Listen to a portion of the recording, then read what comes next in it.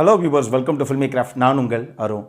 இந்த எபிசோடில் நம்ம பார்க்க போகிற படம் 1997 ஒரு American neo Nair psychological thriller படமாக வெளியான கிஸ் த கேர்ள்ஸ். இப்போது இந்த படத்துடைய ஒன்லைன் ஸ்டோரி என்ன அப்படின்னு நம்ம பார்த்துடலாம். ஊருக்குள்ளே வரிசைக்கு காணாமல் போகிற பெண்கள், இவங்களுக்கெல்லாம் என்ன ஆச்சு, இதுக்கு பின்னாடி இருக்கக்கூடிய அந்த குற்றவாளி யார் அப்படின்னு சொல்லி கண்டுபிடிக்கிறதுக்காக களத்தில் இறங்குற ஒரு டிடெக்டிவான படத்துடைய கதாநாயகன் இறுதியாக அந்த குற்றவாளி யார் அப்படிங்கிறத கண்டுபிடிச்சாரா இல்லையா, இதுதான் இந்த படத்துடைய ஒன்லைன் ஸ்டோரியே. இப்போது இந்த படத்துடைய டீட்டெயில் ரிவ்யூக்கு போகலாம். முதல்ல இந்த படத்துடைய கதை என்ன அப்படின்னு நம்ம பார்த்துருவோம். இந்த படத்தை பொறுத்தளவுக்கு நம்ம கதாநாயகனுடைய பேர் அலெக்ஸ் கிராஸ். இவர் பேசிக்காக வாஷிங்டன் டிசியில் இருக்கக்கூடிய ஒரு டிடெக்டிவ். இவர் ஒரு டிடெக்டிவ் அப்படின்னு மட்டும் சொல்ல முடியாது, அதே நேரத்தில் ஒரு ஃபோரன்சிக் சைக்காலஜிஸ்ட்டும் கூட. அப்படி ஒரு நபராகத்தான் காமிக்கப்படுறாரு. பயங்கர புத்தி கூர்மை இருக்கக்கூடிய ஒரு நபர். எந்த கேஸையும் எடுத்தால் ரொம்ப புத்தி கூர்மையாக சட்டுன்னு முடிக்கக்கூடிய ஒரு நபர் இவர்.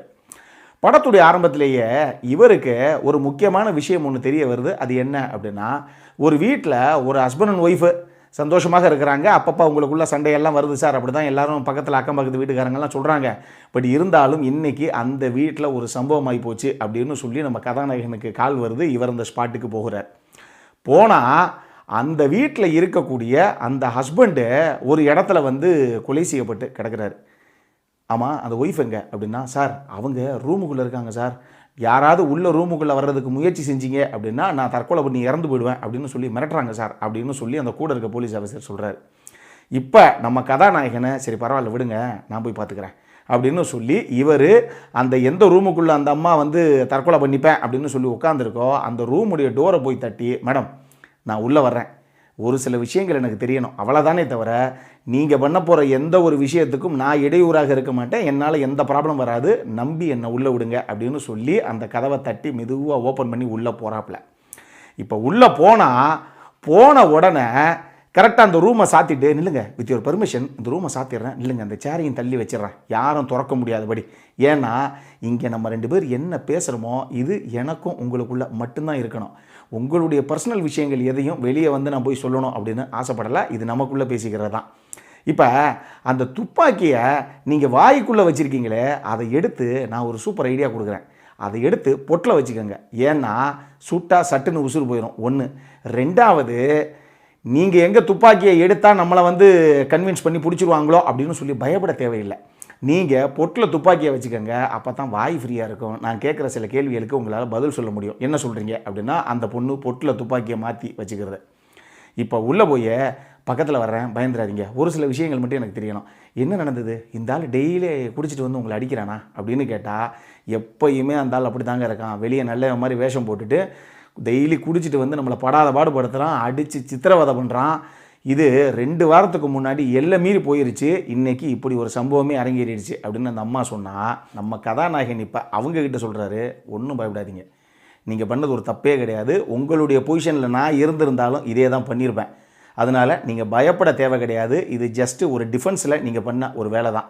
நமக்கு லாயர் ஃப்ரெண்ட்ஸு எக்கச்சக்கமான பேர் தெரிஞ்சவங்க இருக்காங்க, யாராவது ஒரு நல்ல லாயராக நானே அரேஞ்ச் பண்ணுறேன், ஈஸியாக இந்த கேஸை முடித்து உங்களை கொண்டு வந்துடுவார், இது உங்கள் சைடில் தப்பே கிடையாது, முதல்ல அதை நீங்கள் புரிஞ்சுக்கங்க, பயப்படாதீங்க, அந்த கன்னை என்கிட்ட கொடுங்க அப்படின்னு சொல்லி லாவகமாக பேசி அந்த கன்னை அந்த அம்மா கிட்டேருந்து வாங்கிட்டும் வந்துடுறாரு. இப்போ கடைசியாக அந்த அம்மா வெளியே வந்துடுறாங்க. இந்த சீன் அவங்க அந்த படத்தில் வச்சதே நம்ம கதாநாயகன் ஒரு டிடெக்டிவ்னு ஒரு பக்கமாக இருக்கட்டும், இல்லை ஒரு ஃபோரன்சிக் சைக்காலஜிஸ்ட் அப்படிங்கிற ஒரு விஷயமா இருக்கட்டும், இதெல்லாம் தாண்டி ஒரு பார்கெயின் பண்ணுற விஷயத்தில் கூட எவ்வளவு லாவகமாக அந்த சிச்சுவேஷனை ஹேண்டில் பண்ணக்கூடிய ஒரு நபர் அப்படின்னு புரிஞ்சுக்கிறதுக்காகத்தான் வைக்கப்பட்டது ஒரு சூப்பரான சீன் அது. இப்போ நம்மால் இந்த விஷயத்தை ஒரு வெற்றிகரமாக முடிச்சுட்டு வர்றாரு. வந்தால் இவருடைய சொந்தக்கார பொண்ணு ஒன்று நயோமின்னு, அந்த பொண்ணே காணாமல் போகுது. என்ன திடீர்னு காணாமல் போச்சுன்னா, எத்தனை நாளா அப்படிங்கிறாரு. அந்த பொண்ணு காணாமல் போய் 4 நாள் ஆகுது, ஆனால் அந்த பொண்ணு வந்துருவா, எங்கேயாவது வெளியே போயிருப்பாங்கிற மாதிரி நாங்கள் நினச்சோம், ஆனால் அந்த பொண்ணு கடத்தப்பட்டிருக்கா அப்படிங்கிறதே எங்களுக்கு இப்போ தான் தெரியும். போலீஸு இந்த கேஸை கையில் எடுத்து இப்போ அந்த குற்றவாளி யார் அப்படின்னு சொல்லி தேடிக்கிட்டு இருக்காங்க அப்படின்னு சொல்கிறாங்க இவர்கிட்ட. இப்போ இவரை பொறுத்தளவுக்கு இவருடைய ஆஃபீஸில் இருந்தே, சார் இது ஏதோ உங்கள் சொந்தக்கார பொண்ணு காணாமல் போச்சு அப்படின்னு நினைக்காதீங்க, உங்கள் சொந்தக்கார பொண்ணு காணாமல் பொண்ணுங்களில் 8வது பொண்ணு, இதுக்கு முன்னாடி 7 பெண்கள் இதே மாதிரி கடத்தப்பட்டிருக்காங்க. இதில் ஒரு சில பேர் வந்து பிணமாக திருப்பி கண்டெடுக்கவும் பட்டிருக்காங்க. இன்றைக்கி கூட ஒரு பாடி கிடச்சிருக்கான் காட்டுக்குள்ளே, வாங்க போவோம் ஸ்பாட்டுக்கு அப்படின்னு நம்ம கதாநாயகனை கூப்பிட்றாங்க கூட வேலை பார்க்குறவங்க. இப்போ நம்ம கதாநாயகன் அந்த ஸ்பாட்டுக்கு போனால் அங்கே ஒரு பொண்ணு மரத்தில் அப்படியே கைகளை பின்னாடி வந்து கயர் போட்டு கட்டி வைக்கப்பட்டு அப்படியே இறந்து போய் கிடக்கிறான். இவர் நம்ம சொந்தக்கார பொண்ணு தானோ அப்படின்னு ஒரு பயத்தோடையும் பதட்டத்தோடையும் போய் பார்க்குறாரு. ஆனால் அது அந்த பொண்ணு இல்லை. அது வரைக்கும் இவருக்கு சந்தோஷம். இப்போ அங்கே இருக்கிற அந்த ஃபோரன்சிக் டீமு டாக்டர்ஸ்லாம் வந்திருப்பாங்க இல்லையா, அவங்கக்கிட்ட ஆமாம் யார் இதெல்லாம் பண்ணியிருப்பா, அவன் எப்படிப்பட்ட குணாதிசயங்கள் இருக்கக்கூடிய நபராக இருப்பான், ஏதாவது உங்களுக்கு தெரியுதா அப்படின்னு கேட்டால், இங்கே பாருங்கள் சார், அவன் எந்த விதமான ட்ரக்கை கம்பல் பண்ணி கொடுக்குறதோ இல்லை டார்ச்சர் பண்ணுறதோ எந்த விஷயமே அவன் பண்ணலை. ரொம்ப வித்தியாசமாக பக்காவாக பிளான் பண்ணி தான் என்ன செய்கிறோம் அப்படிங்கிறது ரொம்ப கிளியராக தெரிஞ்சு தான் அவன் பண்ணுறான். ஆனால் பயங்கர புத்தி கூர்மை இருக்கக்கூடிய ஆள் இந்த கொலைகளெல்லாம் பண்ணுற நபர். ஏன்னா எந்த விதமான டார்ச்சர்ஸ் எதுவுமே இந்த பொண்ணுங்க பண்ணப்படலை. ஆனால் இந்த பொண்ணுங்க இறக்கிறதுக்கு முன்னாடி இந்த பொண்ணுங்க ரேப் பண்ணப்பட்டிருக்காங்க. ஆனால் அங்கே கூட எந்த தடயமும் இல்லாத மாதிரி கிளியராக அவன் மூவ் பண்ணியிருக்கான் எல்லா விஷயங்களையும். கடைசியாக இந்த பெண்களை அந்த காட்டு கூட்டு வந்து இங்கே இந்த மாதிரி பின்னாடி கைகளை ஒரு மரத்தில் கட்டி போட்டுட்டு போயிடுறான். அவன் கொல்றதே கிடையாது. இன்றைக்கி இப்போ பார்க்குறீங்க இல்லையா எவ்வளவு குளிர் இருக்குது இந்த காட்டுக்குள்ளேன்னு. இந்த குளிரும் இங்கே இருக்கக்கூடிய கொடூரமான மிருகங்களுமே இந்த கட்டி போடப்பட்ட அந்த பெண்களை கொன்றுது. இதுதான் அவனுடைய ஸ்டைல் ஆஃப் கில்லிங்கு. ஆனால் அந்த நபர் யார் அப்படிங்கிறத நீங்கள் தான் கண்டுபிடிக்கணும் அப்படிங்கிறப்பல நம்ம கதாநாயகன்கிட்ட இதுக்கப்புறம் நம்ம கதாநாயகன் இறுதியாக அந்த குற்றவாளி யார் அப்படிங்கிறத கண்டுபிடிச்சாரா இல்லையா, இதுதான் இந்த படத்துடைய மொத்த கதையை. இந்த படத்தை பொறுத்தளவுக்கு எனக்கு ரொம்ப ரொம்ப பிடிச்ச விஷயங்கள் என்ன அப்படின்னா, நிச்சயமாக இந்த படத்துடைய கதையும் திரைக்கதையும். ஏன்னா 7 படம் எப்படி இருந்தது, ரிசரக்ஷன் சொல்லி ஒரு படம் நம்ம இதுக்கு முன்னாடி ரிவ்யூ பண்ணியிருந்தோம். அந்த படமும் நான் சொன்னேன் 7 சீக்குவலாக கருதப்பட்ட ஒரு படம் தான். ஆனால் ஒரு ஸ்டாண்டலோன் ஃபிலிமாகத்தான் இந்த ரிசரக்ஷனை வந்து அவங்க ரிலீஸ் பண்ணாங்க. இந்த படங்கள்லாம் உங்களுக்கு பிடிச்சிருந்தது அப்படின்னா இந்த படம் நிச்சயமாக உங்களுக்கு பிடிக்கும். அதே ஃபார்மேட்டில் வர்ற ஒரு படம் தான். இதே மாதிரி ஒரு சீரியல் கில்லிங்கு கடைசியாக எப்படி வந்து நம்ம கதாநாயகன் கண்டுபிடிச்சாருங்கிற மாதிரி ஒரு கதைக்களம் தான். So crime thriller, crime investigation thriller ரசிகர்கள் எல்லாத்தையும் கவரக்கூடிய ஒரு படமாகவே இந்த படம் இருக்கும். நீங்கள் தைரியமாக பார்க்கலாம். இன்னொரு பக்கம் இந்த படத்தில் மார்கன் ஃப்ரீமனுடைய performance the god of Hollywood அப்படின்னு தான் நான் சொல்லுவேன். ஏன்னா இந்த அமெரிக்கன் படங்கள் எல்லாத்தையும் பாடுங்க, இந்த ஹாலிவுட் படங்களில் கடவுளாக ஒரு கதாபாத்திரம் தேவைப்பட்டாலே சார் போடுங்க சார் மார்கன் ஃப்ரீமனுக்கு ஒரு ஃபோனை அப்படின்ட்டுருவாங்க. அவர் தான் அந்த வெள்ளை கலர் ஜிப்பால் வந்து நிற்பாப்ல. ஒரு கடவுளை ஒரு கதாபாத்திரம் வந்து சந்திக்குது ஒரு கதையில் அப்படின்னாலே அந்த கடவுளாக நம்மால் தான் வந்து நிற்பார். நீங்கள் பல படங்கள் இப்படி பார்த்துருப்பீங்க. மார்கன் ஃப்ரீமன் அளவுக்கு அந்த ரோலை அப்படி தட்டி யாராலையும் தூக்க முடியாது. அப்படி ஒரு சாந்தம் மனுஷனை பார்க்கும்போதே. ஆனால் இந்த படத்தில் இந்த டிடெக்டிவாக பண்ணியிருப்பார். செமையான ஒரு பர்ஃபார்மன்ஸு, ரொம்ப ஸ்டைலிஷாக பயங்கர சட்டிலாக பட் கேஷுவலாக பண்ணிட்டு போயிருப்பார் அந்த ரோலை. அவர் ரொம்ப கஷ்டப்பட்டு நடிக்கிறாரு, ரொம்ப எமோட் பண்ணுறாருன்னா நமக்கு தோணவே தோணாது. கேஷுவலாக அப்படி முன்னாடி வந்துட்டு அந்த பக்கம் போயிருப்பாப்ல. அவ்வளவு ஒரு சரியான பர்ஃபார்மன்ஸு. அவருடைய பர்ஃபார்மன்ஸில் தான் இந்த படம் அவ்வளவு சூப்பரான படமாக எனக்கு பட்டுச்சு.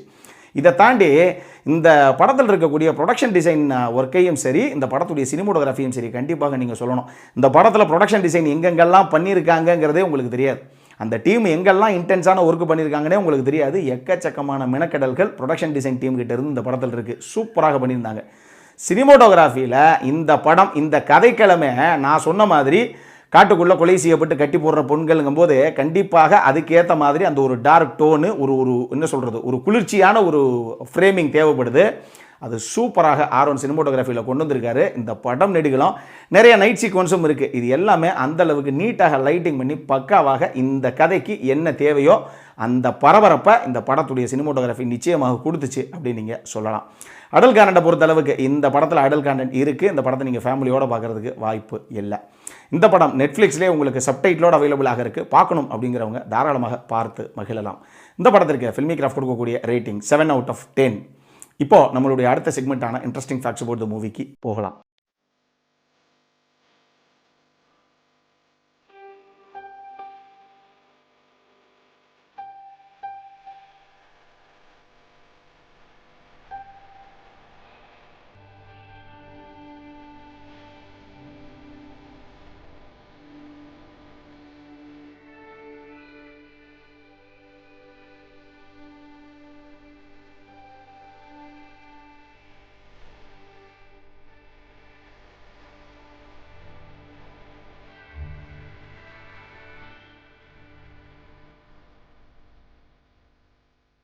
இந்த வீடியோ பிடிச்சிருந்ததுன்னா லைக் பண்ணுங்கள், ரொம்ப பிடிச்சிருந்ததுன்னா உங்கள் ஃப்ரெண்ட்ஸ் எல்லாத்துக்கும் ஷேர் பண்ணுங்கள். உங்களுடைய கருத்துக்கள் ஏதாவது இருந்தது அப்படின்னா கீழே இருக்க கமெண்ட் செக்ஷனில் எங்களுக்கு தெரிவிங்க. வீடியோவை க்ளோஸ் பண்ணுறதுக்கு முன்னாடி சப்ஸ்கிரைப் பண்ணுங்கள். சப்ஸ்கிரைப் பண்ணும்போது பக்கத்தில் இருக்க நோட்டிஃபிகேஷன் பெல் ஐக்கானையும் கிளிக் பண்ணுங்கள். அப்போ தான் எங்களுடைய வீடியோஸ் எல்லாம் உங்களை ஆன் டைம் வந்து சேரும். இதே மாதிரி இன்னொரு வீடியோவோட அடுத்த முறை உங்களை சந்திக்கிற வரைக்கும் it is Arun signing off. By.